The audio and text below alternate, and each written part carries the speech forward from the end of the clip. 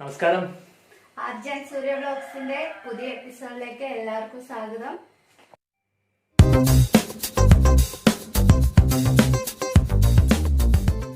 അപ്പോൾ ഇന്ന് നമ്മൾ തണ്ണിമത്തനും മാതളം വെച്ചൊരു വ്യത്യസ്തമായ ഒരു സ്മൂതിയാണ് തയ്യാറാക്കാൻ പോകുന്നത്.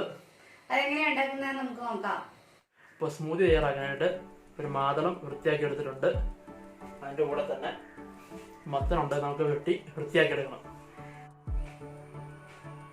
ഈ തണ്ണിമത്തൻ്റെ പകുതി മതി, ഫുള്ള് വേണ്ട.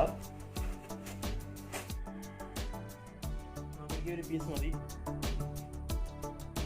പിന്നെ ഇതിൻ്റെ തൊലിയൊക്കെ കളഞ്ഞതിൻ്റെ കുരുവൊക്കെ എടുത്ത് മാറ്റി ഫ്രഷായി കളയും. തണ്ണിമത്തൻ്റെ കുരുവെല്ലാം കളഞ്ഞ് വെട്ടി വൃത്തിയാക്കി വെച്ചിട്ടുണ്ട്, കണ്ടല്ലേ. ഇനി നമുക്ക് മാതളം മിക്സിയിലിട്ട് അരച്ച് ജ്യൂസാക്കി എടുക്കാം.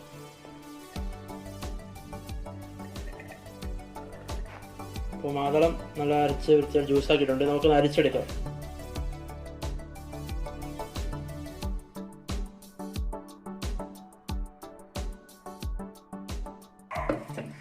ഇതിൽ കുരുവിൻ്റെ തരിയൊക്കെ കാണും, നമുക്ക് സ്പൂണൊക്കെ വെച്ച് ഇങ്ങനെ പ്രസ് ചെയ്ത് കൊടുത്ത് ജ്യൂസ് മാത്രമായിട്ട് നമുക്ക് എടുക്കാം.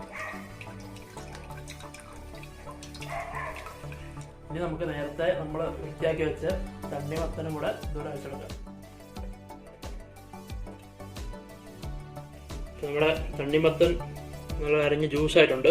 ഇതിലേക്ക് നമ്മൾ നേരത്തെ എടുത്ത് വെച്ച മാതളത്തിൻ്റെ കുറച്ച് ആഡ് ചെയ്യാം, കാരണം അടുത്തൊരു സെറ്റ് കൂടെ അടിക്കാറുണ്ട്. പകുതി ഞാൻ ആഡ് ചെയ്തിട്ടുണ്ട്. ഒരു 3 ടേബിൾ സ്പൂൺ പഞ്ചസാര ഉണ്ട്, അതും ഇതിലേക്ക് ഇട്ട് കൊടുക്കുക. നല്ല തണുത്ത കട്ട തൈരുണ്ട്, കണ്ടില്ലേ. നമുക്കതിൻ്റെ ഇത്ര വേണ്ട, പകുതി ഇട്ട് കൊടുക്കുക.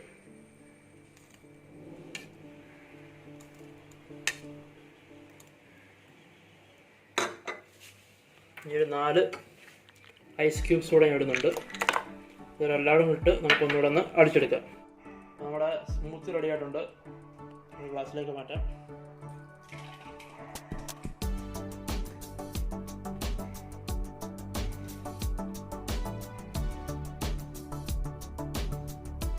നല്ല പിങ്ക് കളർ.